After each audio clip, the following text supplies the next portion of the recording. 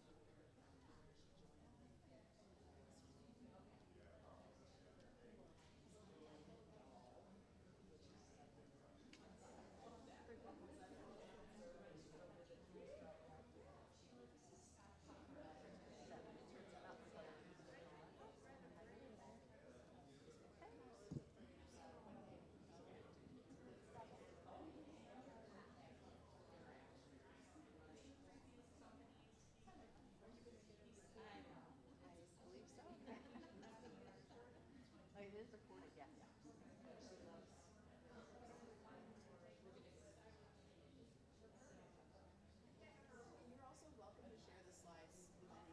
Oh, okay. So that's just, yeah, maybe as a PDF. It's probably, there's a lot of images, so it's probably a pretty giant. Yeah, Though you can also share the link, and then that way you don't have to that's true. add it as an attachment. Yeah. I'll keep it where it was saved in my Dropbox so that the link will always work. Yeah, that sounds good. So that's one of the first things I'm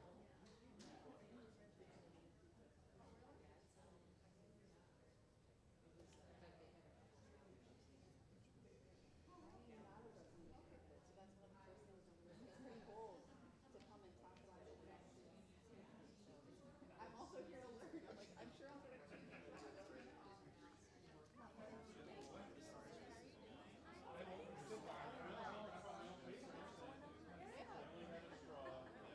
time of the year. I know, and I work so back to school for you. Oh yeah, my son plays football. Oh my gosh, is he? Yes. Oh, and are they successful? Yeah, he got 2 touchdowns last week. He's a freshman, so varsity. Yeah. You got, I know you're going to I am. good for you. Good Yeah. for you. How about you? How are you doing? Doing well. My husband and Denver, we just got to do a little FaceTime with our grandchildren. Sad that everything are away. Little girls, bittersweet though. But yeah, my daughter is in Delaware, and my other son is in Orlando. So That's very important. They're very important for each other. it's hard. They live in each other. They like St. Louis. They come back. They do a good job. There was a report that they did.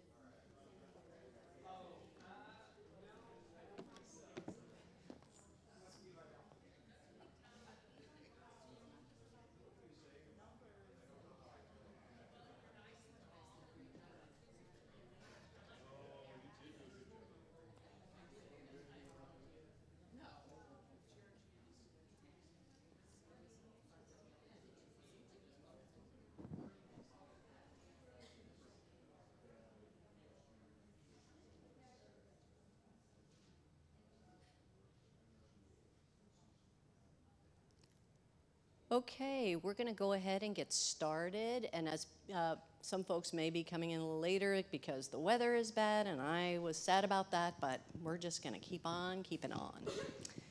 My name is Karen Colson, and I am representing Kirkwood for Everyone. Kirkwood for Everyone is a grassroots group. We actually started in 2021, learning about attainable housing and learning what does this mean and how could we potentially help the city of Kirkwood get more attainable housing, because we have seniors, we have young people just starting out, we have city workers, all of which would love to live in Kirkwood, but we don't have a lot of attainable housing. So we are trying, if you think Kirkwood for Everyone, think increased attainable housing, okay? And we're trying to educate those folks in Kirkwood about what does that mean, attainable housing. It's basically housing for folks who are low to moderate incomes, okay? And what we really would like Kirkwood to do is live into the vision that is listed in our Envision Kirkwood 2035 document. Now, does anyone know what Envision 2035 is? Anybody heard of it? Several. Okay, it is our comprehensive plan that the city, namely city planning and zoning, uses to manage the land. So it's an extremely important documents. There are so many of them, there are actually 2 links on the city website. If you want to go and look, they're there, and they basically describe how we're going to use the land in the city of Kirkwood. Well, the very first guiding principle is right there on the screen, and that is what Kirkwood for Everyone is trying to achieve. Becoming a community that embraces a diversity of housing and neighborhoods that supports citizens of all ages and socioeconomic backgrounds. That's it. So, again, we are not a nonprofit. We have no money. It's just a bunch of people coming together and trying to do this. So the reason why you're here is because we're going to talk today about community land trusts. This is only one avenue of increasing attainable housing. Okay, there's many. For example, last month, Kirkwood for Everyone had an architect come in and talk about ADUs, auxiliary dwelling units. That's another way to increase attainable housing. Why? Because it's a smaller, typically 1 or 2 people live in this smaller unit that's either attached to a larger home, or maybe over a garage, or maybe a freestanding building. But it's smaller, okay? And typically because it's smaller, it's a lot less expensive. So who would use that? Well, could be a nanny, could be a healthcare worker, could be that I am now by myself and my daughter's family would love to move into my home, and I would love to live in the ADU right there with the home. There's many reasons why an ADU might be really good as an attainable housing source.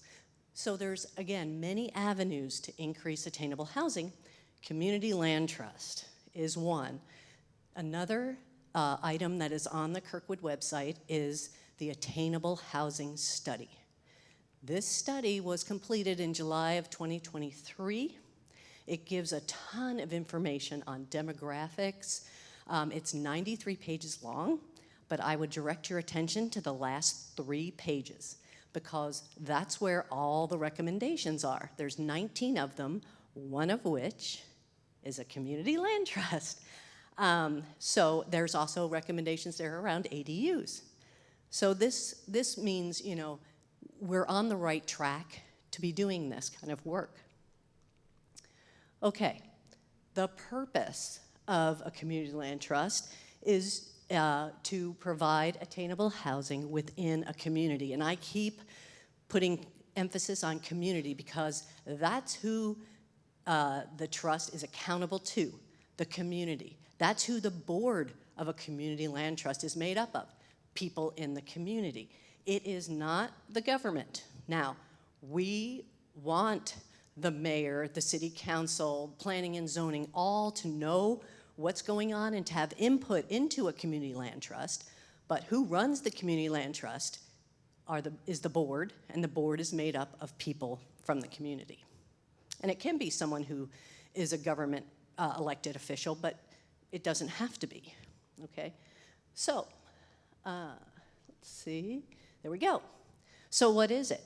Well, it's a nonprofit, and the reason why is because it exists by donations, grants, fundraising. Believe it or not, in talking around town, and I have to say, some of you may have already heard me speak on this, and I apologize for the repetition, but I want to bring everybody up to the same point, right? So the Community Land Trust is a nonprofit that is okayed by the state. So first you have to submit documents saying we want to be a community land trust. and other things. I'm not a lawyer. And then the state says, okay, you can do this. And then the 501c3 process begins, where you need bylaws, you need a board, you need all this in place and approved before you can start, okay? So how does a community land trust work? Someone asked me before, it's confusing because I've heard of land banks, and I don't understand what's going on between a community land trust and a land bank. Well, land banks are the purview of city government. St. Louis City has one and has had one for a long, long time. And they basically are when a piece of property has not paid their taxes for, I don't know whether it's 2 years, 3 years, it depends, I guess. But anyway, the property then can be auctioned. Okay, so an auction is held. Now that doesn't mean that the property is sold. There may not be any bidders, in which case it's still in the land bank. Okay, a community land trust, however, is very different. It works like this. The trust purchases or is donated a home which is on property, okay? The trust then sells that home to someone who is of low or moderate income. That's stated in the bylaws. They sell the home. The land remains with the trust. So that does two things. One, it assures that the price of the home in Kirkwood, it's at least half, if not less. So let's say on Zillow, the house is $400,000. The selling price to a homeowner would be, a buyer, would be $200,000 or $180,000. It would be much less because you're not buying the land. Therefore, it's attainable, okay? The second reason why it's this way is because you want to keep your land trust going. So when you go and sell the property, again, this is all in the bylaws, so a buyer knows all of this up front. There's no surprises. When you go to sell it, there's a prescribed amount of money that you make year over year. Typically, it's something in the neighborhood of 1.5% to 2%. So if you held your house for 5 years, paid your mortgage, did the things you needed to do, and then decided to sell in 5 years, you would sell it back to the land trust for approximately $209,000 if it's 2% per year appreciated. Is that market value? It has nothing to do with the market. Nothing. It has to do with what's said in the bylaws that you know up front, right? So the market could tank. And in which case, how much are you going to get for your house? $209,000. The market could skyrocket. How much are you going to get for your house? $209,000. It is not tied to the market, okay? This allows the community land trust to keep the properties, to keep them attainable, and to resell them as attainable properties, okay? And we're going to have question and answer, by the way. So if this isn't clear, or if you have questions on it, we'll get to that. And so donations. Donations to a community land trust can be used, obviously, to buy property, to buy homes, but they can also be used to supplement property taxes or educate on home ownership or emergency repair. You know, we had a meteor fall through the roof and now we need a new roof. You know, you can use the monies to help the community land trust properties. All right. Okay, next. There we go. So what are some advantages of a community land trust? Well, a lot of the time when I was around Kirkwood giving presentations, people would complain about the tear downs in Kirkwood. We are so tired of tear downs. Okay. And I understand that. I also understand that people typically that are selling their home, it's really their retirement money typically, right? And so they want to get as much as they can from it.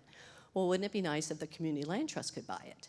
Therefore, it would remain the 2 or 3 bedroom home, you know, that it is, and we would then have more attainable housing. We wouldn't have tear down for that particular property. And, you know, we would keep the trees and we would keep everything. Stormwater runoff would be the same. So this is a way of keeping the stock keeping starter homes, basically. You know, we're losing those to the tear downs. But there's a lot of other reasons why we would want a community land trust. One of the big ones for me is I want people who work in Kirkwood to live in Kirkwood. And right now there's a lot of city workers, teachers, you know, whoever, firefighters, what, you name it, they can't afford to live here. And so it would be really nice if we could have a larger stock of attainable housing. Okay, next. Oops, one back, I think. Can you back me? Oh, that one, okay. So today, this is our initial meeting. You know, I've basically tried to email a lot of people. Some of you I called personally, trying to get folks who might be interested, because we need people with different skill sets, right? We need people who have law experience. We need people who have building experience, developers, realtors. You know, Kirkwood for Everyone is a lovely group of people, and we don't have all these talents, right? We have talents of organizing and setting up meetings and bringing people together and emailing, but we don't have all these skills that we will need. And so we want to form a Kirkwood Community Land Trust Committee. So that was the purpose. Okay. So eventually, you know, once the committee gets going, as I said before, we're going to submit to get approval for a community land trust, and we're going to then form this nonprofit. So who's on the board? Well, typically a board is nine people. 3 people are prospective owners of homes or owners of homes. Now, when you first get started, you don't have owners, you have prospective owners, so that's fine. 3 people, okay? 3 people are neighbors of the community land trust homes. Again, we're talking community. This is a way of lifting ourselves up, really.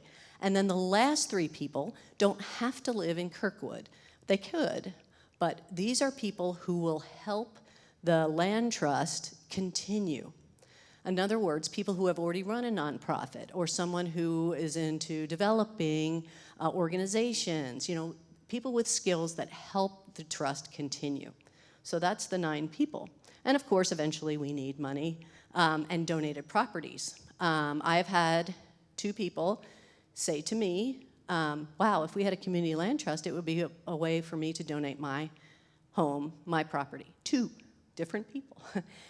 What I have seen in Kirkwood is people are extremely generous, and they really want to help Kirkwood. So this is a great way to do that, obviously, is what I think.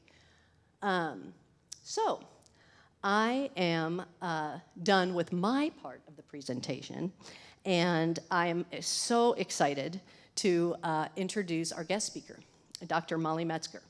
She is a teaching professor at Washington University's Brown School of Social Work and the chair for social and economic development. Molly's research and teaching focuses on community building, affordable housing, and economic justice. Her work in the St. Louis region has included a wide range of partnerships in the service of safe and healthy housing for all. Molly received her bachelor's degree from Carleton College in 2001 and her PhD from Northwestern University in 2012. Her edited book, Facing Segregation: Policy Solutions for a Stronger Society, was published in 2018. In 2023, she and her students co-wrote Welcome Home, a policy briefing book for housing opportunity in St. Louis County, which you can access for free on the Center for Social Development website.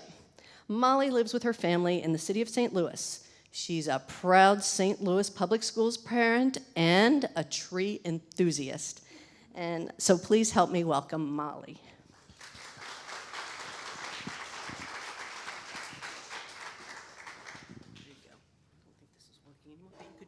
Let's see. Say a little prayer. Woohoo! Thank you so much for having me. So thank you, Karen. Thank you to Kirkwood for Everyone for inviting me.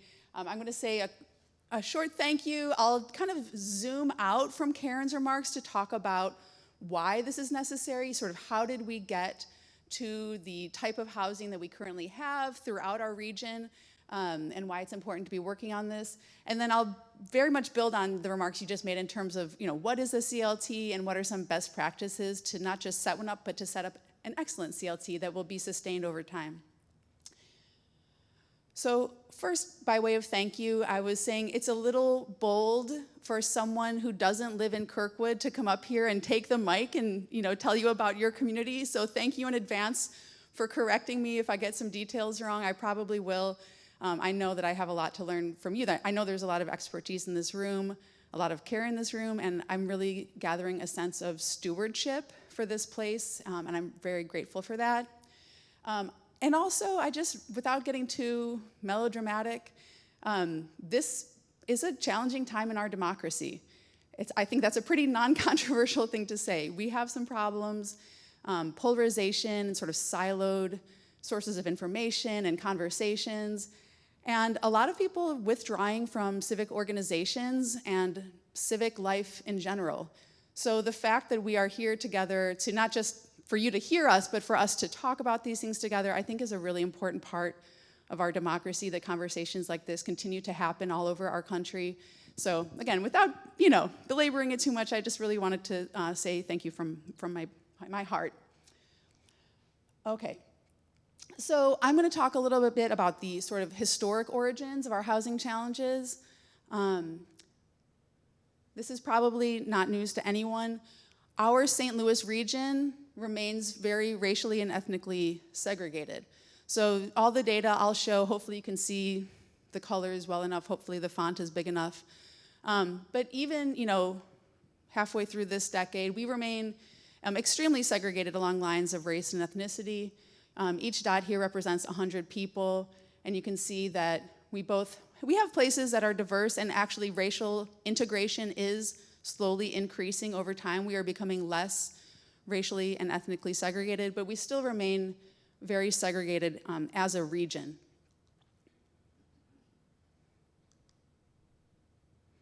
Here are the statistics for Kirkwood. Kirkwood is 82% white, 5% black or African American, 2% Asian, 8% two or more races, and 3% Hispanic or Latino. And of course, the census categories are imperfect. These are not mutually exclusive categories in terms of how people self-identify, but you get the point. We remain, as Karen mentioned, very segregated along lines of economics as well. So this is a map of poverty where the red areas are areas with more than 30% poverty, and the blue areas are less than 10. So again, you can see there is both a concentration of poverty as well as a concentration of affluence in our region. Home ownership also falls along largely the same lines. In the city, almost every census tract has less than 50% home owners. So we are a city of renters in St. Louis, whereas most of the rest of the region, especially to the west and the south, is a region of homeowners majority. So this slide went by quickly, but it says, how did we become so separate and unequal? And I just think it's important to talk about the policy problems that got us here, because some people say, well, let the market take care of the solutions. Well, the market did not create these problems. It was a function of household decisions, people deciding where to live with their families and navigating the choices that were available to them, but also government at all levels, local, state, and federal government, sort of putting its finger on the scale in terms of who had what opportunities. So one of these policies was redlining, which I'm sure many or all of you have heard about. This was a federal policy in the mid-20th century in which the federal government decided to underwrite, or essentially insure, mortgages for American households. But they didn't roll this program out equally across metropolitan areas. And this is a map of redlined neighborhoods and the other categories as well in St. Louis, but you can look up redlining map of almost any city in the United States and you can see sort of their version of this map. And basically, it defined by lines of race, so this was before the Fair Housing Act, before the Civil Rights Act, This was sort of this overt variety of racism where simply because of the composition of a neighborhood racially, simply because it was a black neighborhood, that gave it the red-lined categorization. So basically the federal government saying, we will not insure mortgages in this neighborhood, regardless of the income of residents there. And then the green line neighborhoods where they literally got the green light for this federal home guarantee.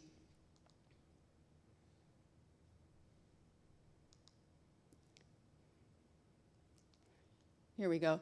There were also local laws that sort of intersected with these federal laws. So one of these local laws was called restrictive covenants, and there has been a lot of work done on this by Colin Gordon, who's a professor at University of Iowa. So this map came from his work, and he has a website where he looks at different forms of structural racism in housing sort of over the decades. Restrictive covenants were agreements that were attached to the deed on a home, and it basically said that if I buy a property, I agree that I will not sell this property to, typically in St. Louis, these were anti-black restrictive covenants. In other parts of the country, there were anti-Chinese restrictive covenants. Where I grew up in the Chicago region, there were anti-Semitic restrictive covenants. But in St. Louis, the predominant pattern was anti-black. And so this is a map, and I know the boundaries of Kirkwood are not perfect, but this is this part of the region of where different homes and communities had restrictive covenants on the books. This was from 1952, as of 1952. And then there's a whole series of additional policies that interacted with those racist housing policies. And some of these might not be racist on the surface, but because they were interacting with patterns that were created by those other laws, they had sort of racialized impacts. So I'm not gonna go through all of them. If you really want to get into this history, I highly recommend the report Segregation in St. Louis, Dismantling the Divide. It's about 5 years old now, I'd say. But it's really about sort of this interaction of policies as well as private decisions, practices in the real estate industry that sort of created the conditions that we all are living in now in one way or another. So in terms of so that's the history, what's happening now. It is the case that most Americans live in suburbs, and rich and poor, people are moving out of inner cities and into suburbs. As I said, racial segregation is moving in the direction of more integration as our society becomes more diverse. But actually, economic segregation is increasing. So we are becoming less integrated along lines of income and wealth over time. And this is especially driven by the concentration of the most wealthy households.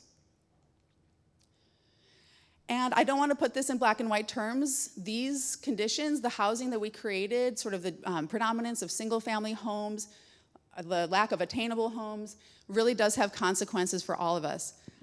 My partner and I, we're a working family. We have 2 solid incomes, and I probably don't have to tell you all. It's just everything is getting more and more expensive.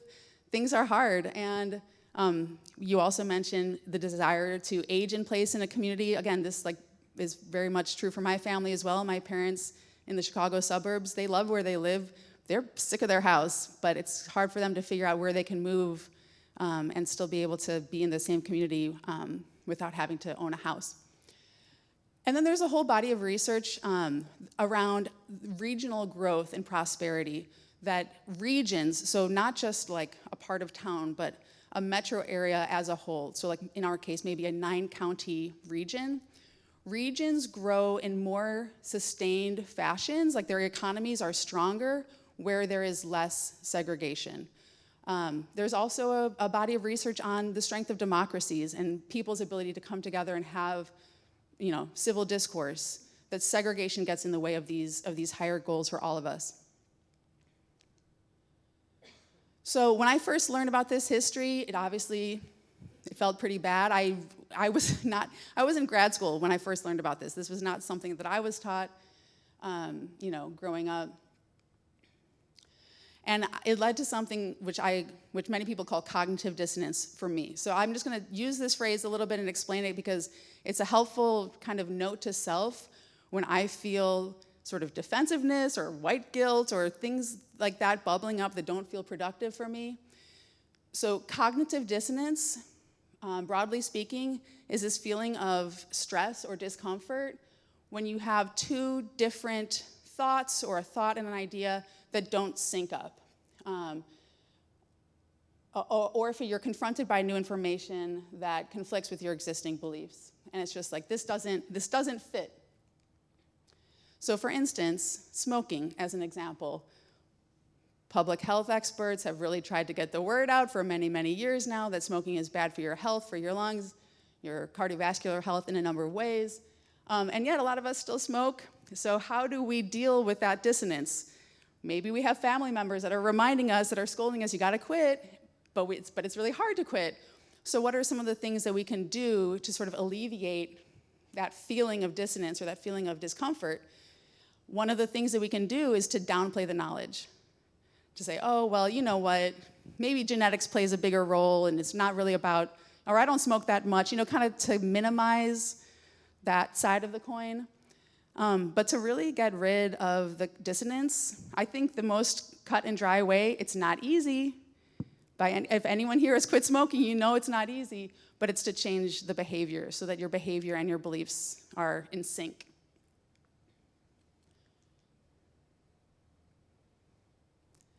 And that is very much how I think about this work of anti-racism. And I also don't want to say that the CLT is all about anti-racist work. I think this is one thread that you could weave in. But I think, it's an important thing to acknowledge, like this is how we got to the sort of housing landscape that we're living in now. So if we have these two sort of dissonant or competing ideas, one on the one hand, like this is a beautiful community, this is a community that cares about each other, that builds community, that cares about the trees, that cares about the kids, and that we want to live in a kind and a fair society, but then we are aware that part of how our community came to be was sort of on this legacy of racism. How do we resolve this dissonance? And this is my call to action. Oops, one of my favorite slides. So a quote from Martin Luther King, in a real sense, all life is interrelated. All people are caught in an inescapable network of mutuality, tied in a single garment of destiny. Whatever affects one directly affects all indirectly. I can never be what I ought to be until you are what you ought to be. And you can never be what you ought to be until I am what I ought to be. This is the interrelated structure of reality.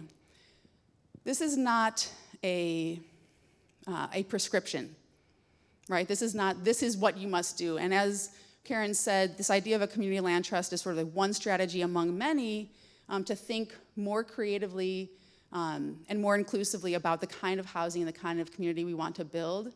But I think, I like this quote because it's about doing this from a place of justice, but also in a way that really truly benefits all of us, whether or not we'd ever be one of those CLT home buyers. It really does make the community stronger.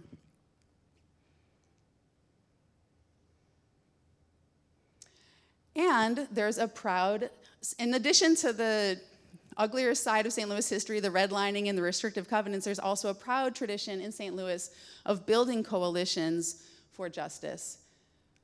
And if you want to go deeper, I'll go very quickly through some of these moments of St. Louis history, but the book Broken Heart of America by Walter Johnson kind of has a chapter or so on each of these.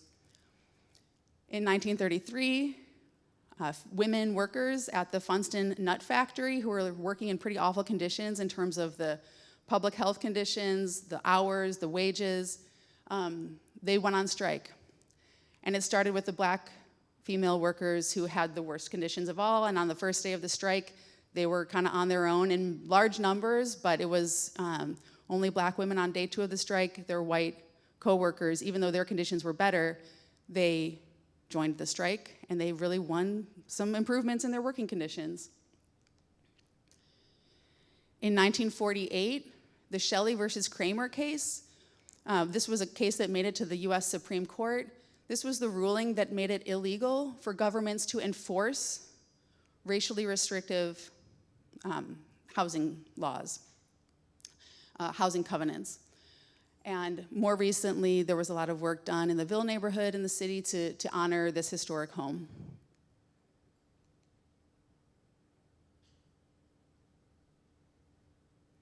The civil rights movement has lots of proud moments in St. Louis, one of them being the 1963 Jefferson Bank protests. CORE was the lead organization, the Congress on Racial Equity, which was a multiracial organization. This was a moment that was focused on employment equality. They also won. And then, oops.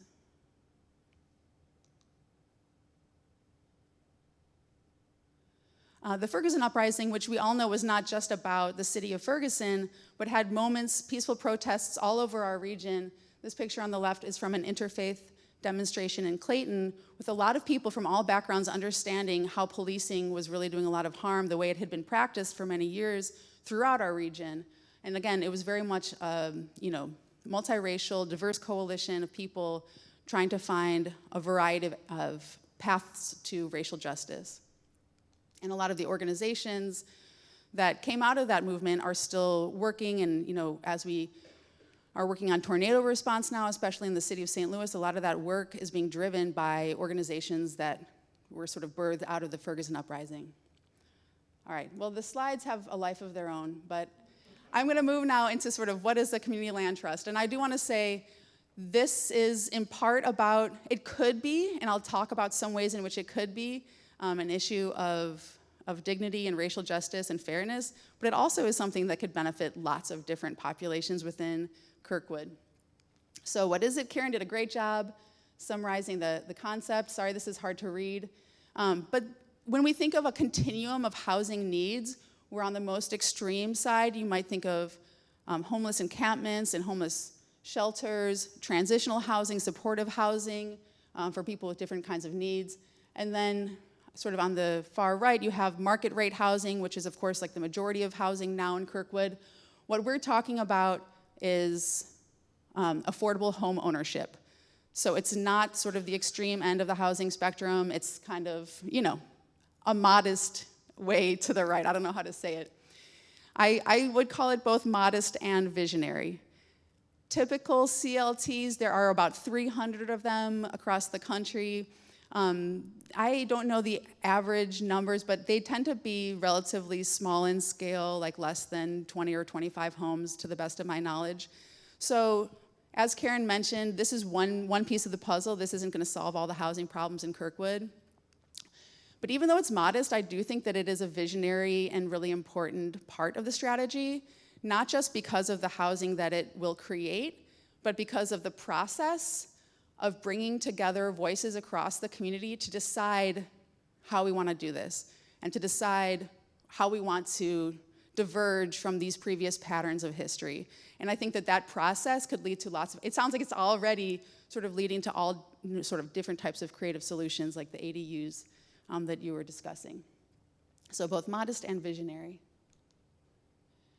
Karen also walked through this a little bit, but the conventional structure for a community land trust is that the organization maintains control of the land and purchases parcels. It could be vacant land that they were building on. It could be purchasing or having a donation of an existing home.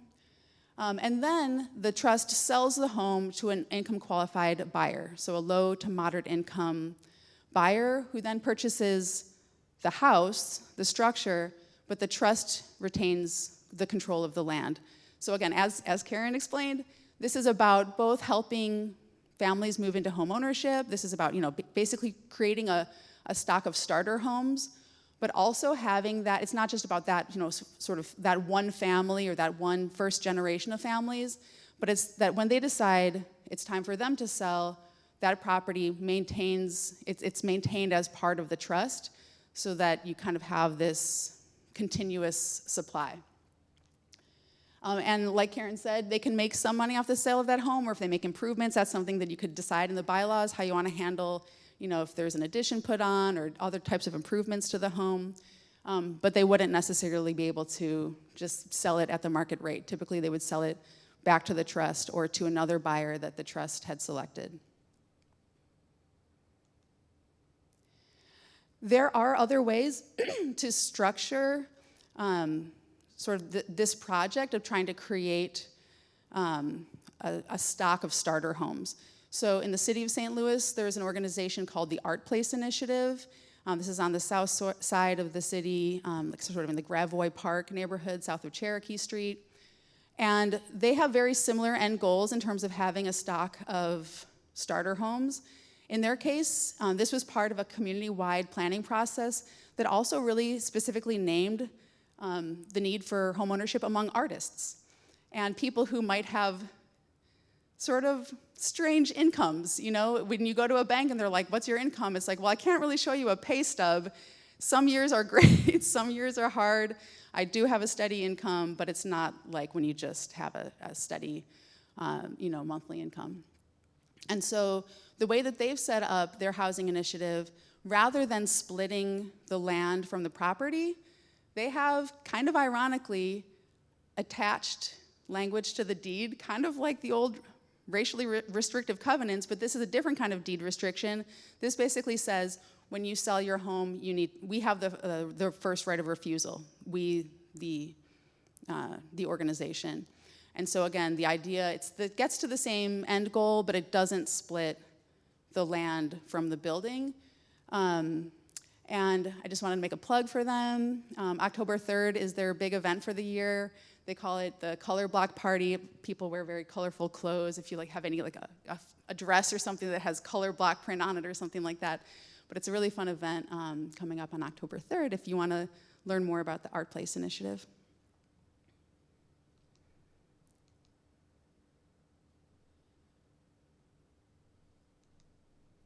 Nope. There we go. So Karen, I mean, you and I, we didn't plan this, but we just kind of have the same, I think we're reading the same literature in terms of what really works for community land trust, because not every community land trust survives. You know, it's different. It's different than typical home ownership. It is labor intensive, so I think it's really important to learn both from previous successes and failures. So in terms of best practices, again, this is exactly what Karen said, community-led governance, that 2/3 of the board typically is, from the community, either, like you said, existing homeowners within the CLT, or if you don't have any homeowners yet, maybe people who might be interested, as well as stakeholders. You mentioned that this was non-governmental, but partnership with government can be really helpful. So it could be stakeholders from government, funding agencies, nonprofits, like you said, other people with board experience, real estate experience, can be extremely helpful expertise. But then, of course, the community residents have the expertise in terms of what works in your community and how to communicate about these things, and what the priorities should be and all that.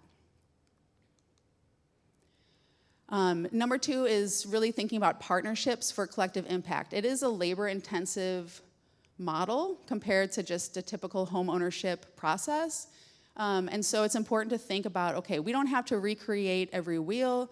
Again, how do we find homeowners for this program? There are so many nonprofits throughout the region. One that comes to the top of my mind is LifeWise, that are working with people to do financial wellness. So again, rather than recreating the wheel, sort of get the lay of the land about who's doing that work and partner with them. Local government can be a really helpful partner, especially thinking about the tax burdens. What is the fair way to tax a home that doesn't include the land beneath it?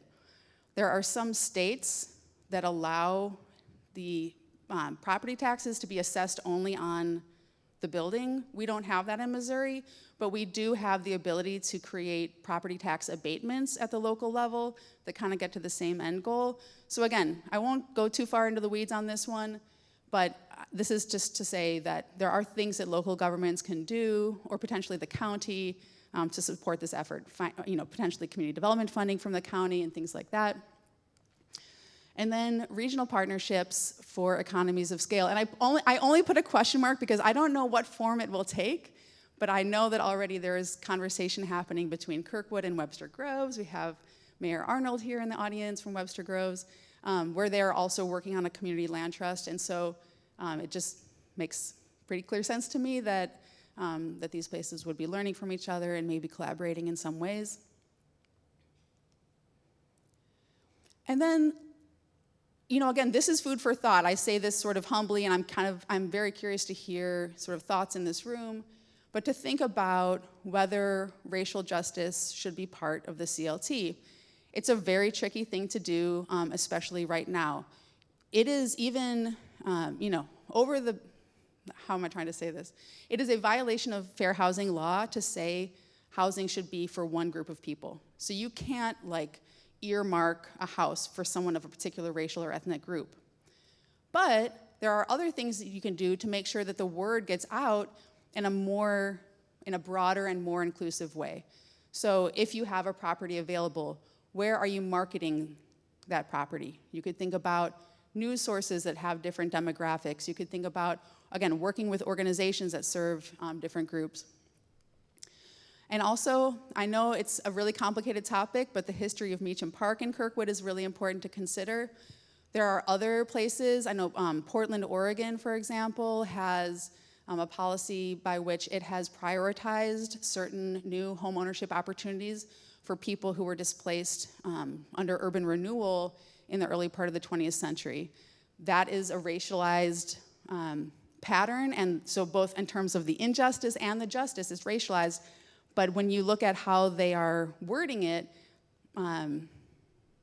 it centers connection to a community, not what is my racial or ethnic background. Does this make sense?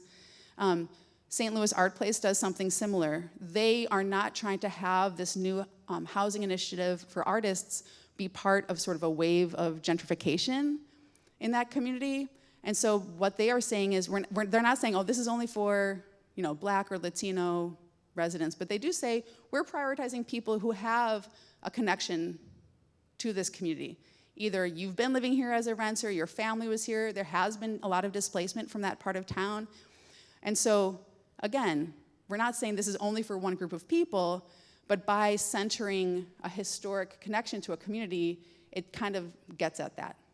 Does that make sense? So there's a number of precedents for doing this kind of work. Again, there are lots of us who could use help finding attainable housing, so it's a nuanced issue, but I did think it was important to bring up.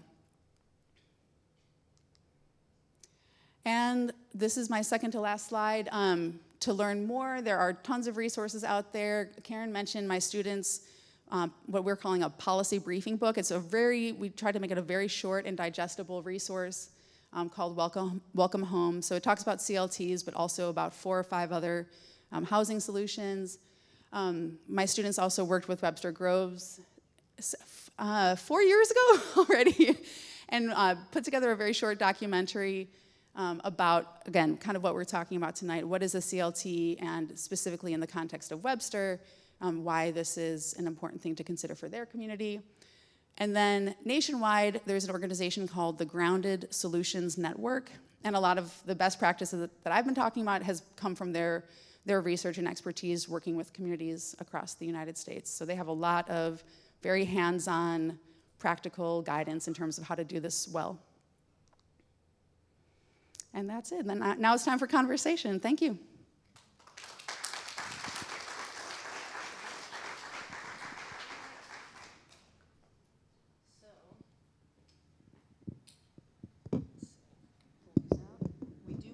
We have microphones for folks who want to ask questions. I'll get 2 of them.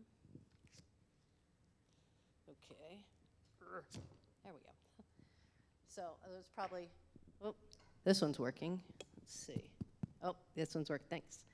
Okay, so does anyone have any questions for us?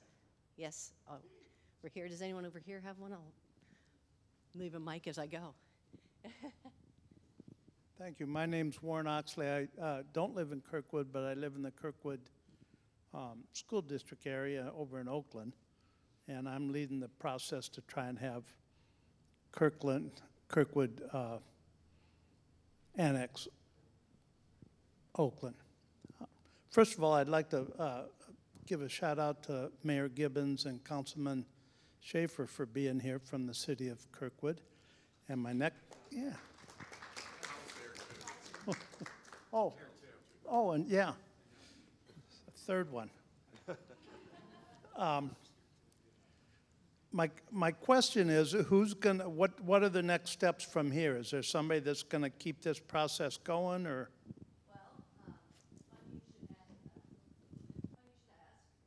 Let's see, my next slide. Okay, so here we are. So we want to create this Community Land Trust Committee. We're looking for people with passion to help our community, to help get more attainable housing, and to get basically first-time home buyers, right, to be able to buy a home. We all know someone who is, I would say, housing challenged, and you know, we just want to help. And again, this is just one pathway. So we're making a plea, and we have a sign-up sheet back there, but also feel free to call or email the Kirkwood for Everyone. I check the email usually at least every other day. So yeah, we need you. We need people. And you may be getting a call from me anyway, especially if you have some special skills that I was mentioning. So yeah, did that answer your question? Okay. Any other questions?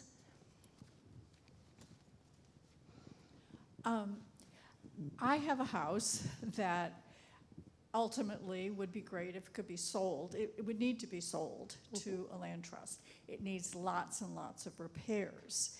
Is that a house that you could, is that kind of a house you can use? Because I don't necessarily have the funds to do all the repairs and the updating that's needed. Sure. I mean, we're a little bit ahead of over our skis, Right. maybe. However, absolutely is what I would say, because we have people in the community who know how to do repairs, and we will have money. This is the donations I kind of talked about.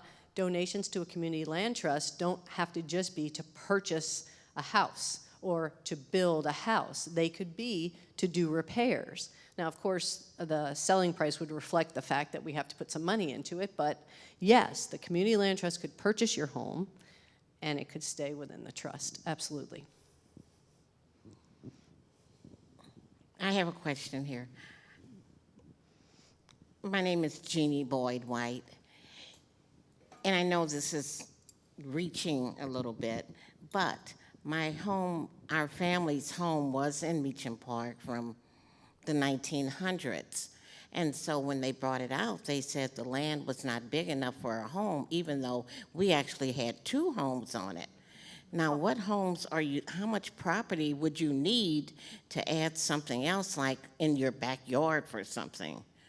I mean, I don't know too many people that have these big yards that have that to add on for some Are you talking grandmother about- to live in the back.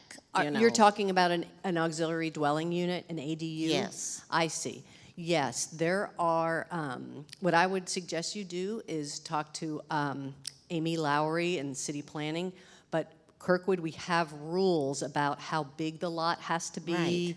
and like it has to have so many feet on either side. So there is rules associated with a freestanding building, and there's also rules associated with if you have a garage, if you want to build something over top of the garage, there's rules about that too. But I'm not good enough, I don't remember them enough to be able to say here, but Amy definitely would work with you to let you know if this is possible. Okay. I mean, it just seems like if you would add on something, your lot would have to be awfully big. There is a minimum lot size. I believe it's 15,000 square feet. I'm not 100%. 15? Yeah. Yep. Okay.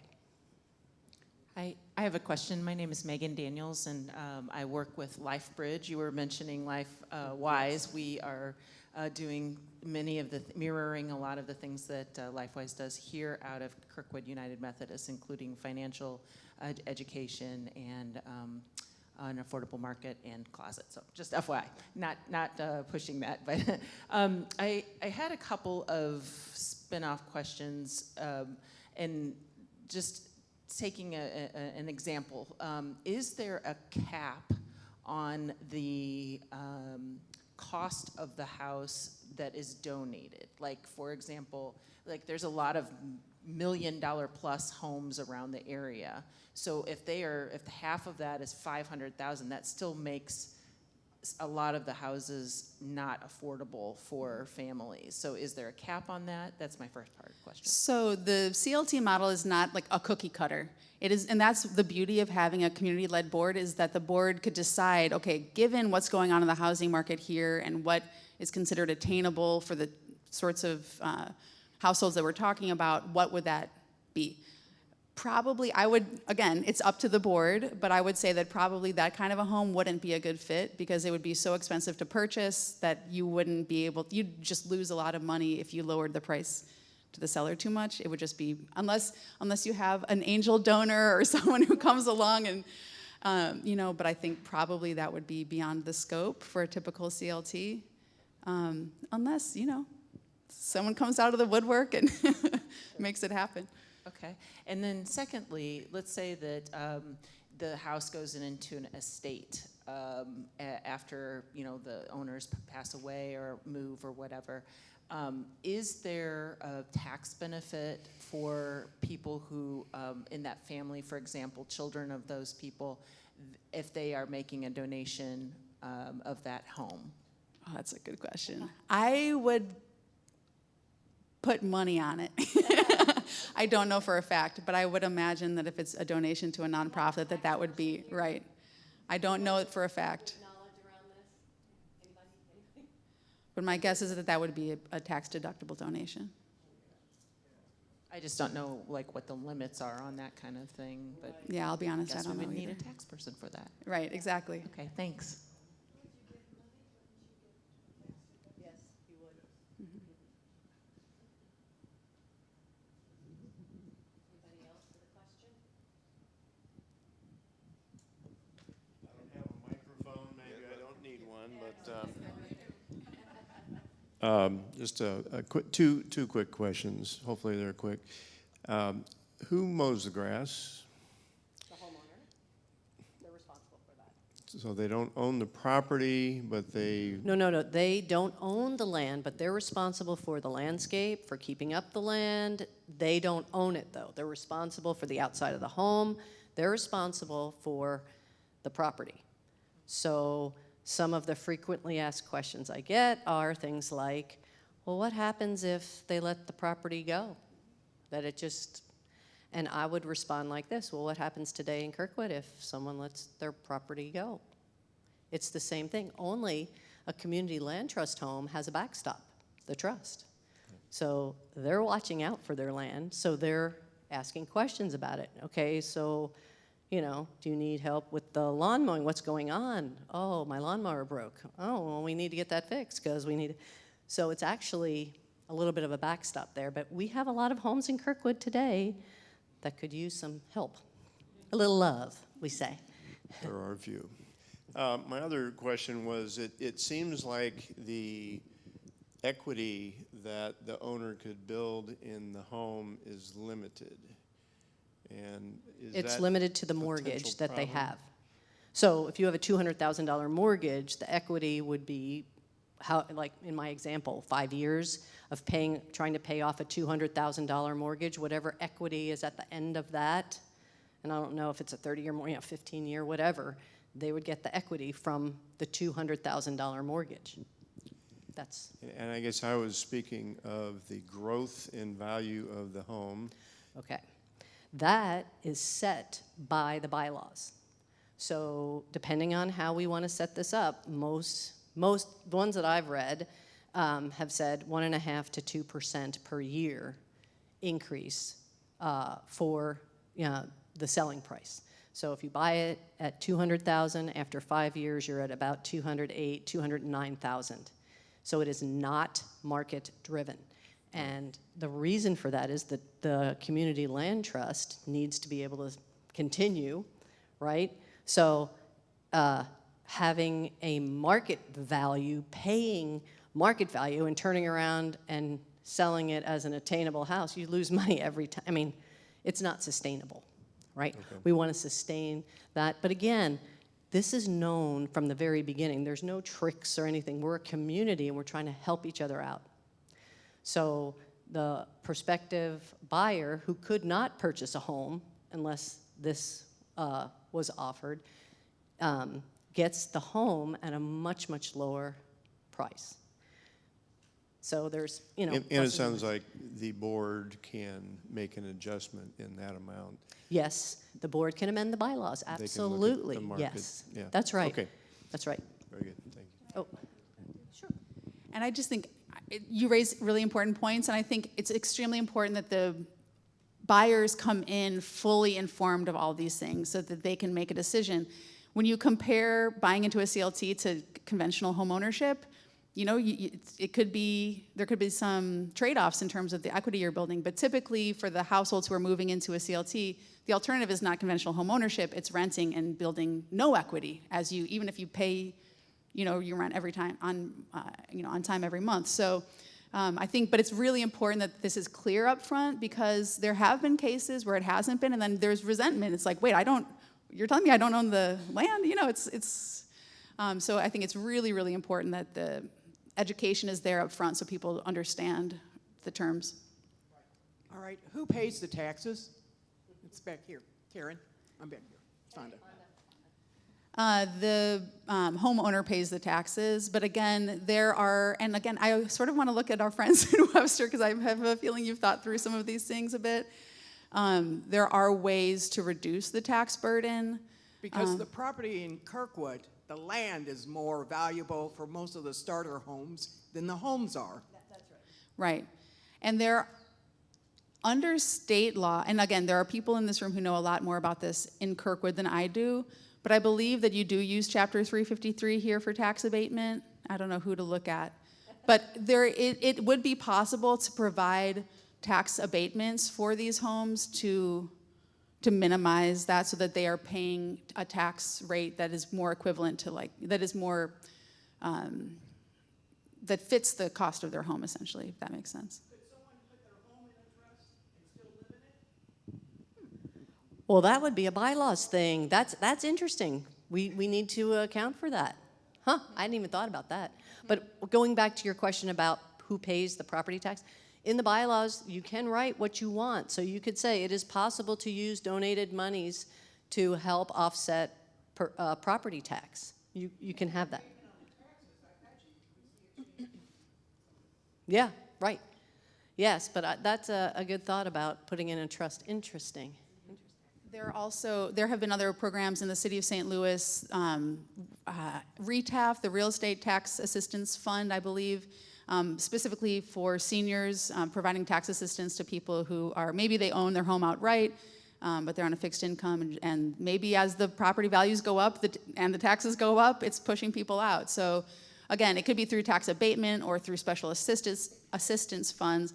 And that's, again, the beauty of this conversation is that we're here talking about a CLT, which might be kind of small, but some of these innovations could actually be much broader. And, you know, so there are various options for handling that challenge. I just was going to say thank you to our Webster Groves neighbors for being here, and I would love to hear their opinion on how this works in their community. Oh, okay.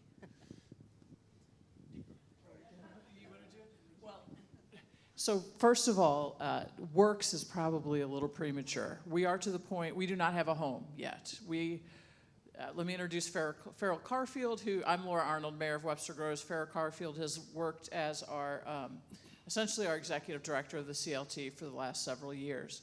We have status now. We actually are in the middle of talking about our first home, which would be a donation. And I think I'm going to say one thing, I'm going to hand it to Farrell because she may say more. The only thing I will really say is this is a great model, I think. I think it is a model that looks like it works for Webster and Kirkwood very well, given where we are in our single family home dominance. But you all are going to have to be incredibly patient because this is built from community discussion, three parts of the community coming together to talk about how you do this. It's going to take years. This is not something that you're going to get done right away. And so I still, as far in as we are, I still feel like it's a great model, and I think are on the cusp of, you know, once, it's sort of like dominoes. Once you get the first house, it becomes easier to do the second and the third and the fourth. And so we're right there. But I'm going to see if Farrell wants to add anything. Thanks for doing this event. It's energizing for those of us who are a few years in and trying to keep our stamina. But I just wanted to add on the more in the weeds on the property tax question. One thing that's great, Dr. Metzger had a slide up, Grounded Solutions Network. It's a really quick place to go for best practices and other examples of what's working. And it helped us climb the learning curve quickly on this property tax question, because basically the idea is, even though you don't own the land, you have exclusive beneficial ownership of the land for the 99-year lease that you are in with the land trust. So you are the person that's exclusively able to have that property's rights to attend the schools, use the roads, you know, all those things. So, and then that's still maybe a little bit cold comfort given what you're talking about how high property taxes are. But the other thing that is important to realize is when the land trust sets the price for the home, the idea is to be looking at a target income level home buyer. So if you're looking at low to moderate income, when you calculate what price you want to sell the land trust homes at that's affordable for those families, it is in that calculation what the property taxes are. So you've already sort of corrected for how expensive it is to live in these communities, and that's when you figure out what kind of fundraising you're going to need to do to fill the gap. So. But if the city could help out through some tax abatement or something like that, then that would take some burden off the. Kirkwood's charter is better than ours. Our charter doesn't let us do any abatement. Oh, okay. I was afraid that might be the case. And the other thing is we've found that we have some land that's not being utilized to its highest and best use. At least we're making the case for that. And so we're able to say, wouldn't it be great to get those properties back on the tax rolls? So it kind of cuts both ways when you're working on your community campaign to think about the property tax piece. So I had a question. I don't know if it would come up that often, but say a homeowner has a community land trust home, but wants to build on, such as a so-called mother-in-law addition or something like that, which normally would increase the value to them. But if what they're going to get on resale is set by the original contract, how does that factor in? That's a bylaws issue as well. So I didn't get into an example of that, but basically the bylaws allow for making an addition to the home, but then it would have to be recalculated, the sale price. So say you were in the house for 2 years, then you decided to improve it, then you're in 2 more years. I mean, so it becomes complicated, but it is allowed for. So it would increase for those years that you had an addition, say, or you modified it in some way that really added value to the home. But again, you know, writing the bylaws, this is why we need lawyers, we need people coming together and, you know, pointing things out. Well, what happens if we do X or so, right? Because not one person cannot think of everything. So. And then I had a question for Dr. Metzger. When you're talking about the art place, is it a CLT that they have, or? So technically it's not. It's a nonprofit, and it's they have a variety of funders, but they work closely with the Kranzberg Foundation. Yeah, okay. But I was puzzled when you said that on sale, the CLT type of organization has a right of refusal. What does that mean? I didn't understand. So basically, they will buy it back if they want to, in which they presumably would. So they have the right to purchase that building and then to sell it to a new income qualified buyer. Yeah. Besides our neighbors to the east, are there any other CLTs in the St. Louis metropolitan area? I don't know whether to speak in the past tense or the present tense. Beyond Housing had a community land trust in the 24-1 footprint in North County, but I don't believe it's still operating. I don't exactly know what happened with it. There is talk of community land trusts in a couple different places in the city of St. Louis. The St. Louis Development Corporation has sort of initiative called the Green Cities Coalition, and they're talking about a CLT, as well as the Great Rivers Greenway is talking about doing a mixed-use CLT, so for housing and economic development combined. But I would say they're kind of at similar, you know, they're early in the process, but there's kind of some cross-pollination happening. And somebody that's like that, that's already a 501c3, do they have to go through another process, or they can just become a community land trust? So I think because it's an unusual model, I think they could, technically they probably could, but it might not, depending on who's currently, you know, the governance of that existing organization, if that's the right fit for this model. So it probably would make sense to do some additional, you know, consideration of those sorts of oversight issues. And what about in the state of Missouri? Are there other CLTs in the state? Yes, okay. And there is actually a coalition where they do sometimes, and I'm blanking on what it's called, but it's not always used for housing. There are community land trusts that are used for the preservation of natural lands. So yes, there are others out there.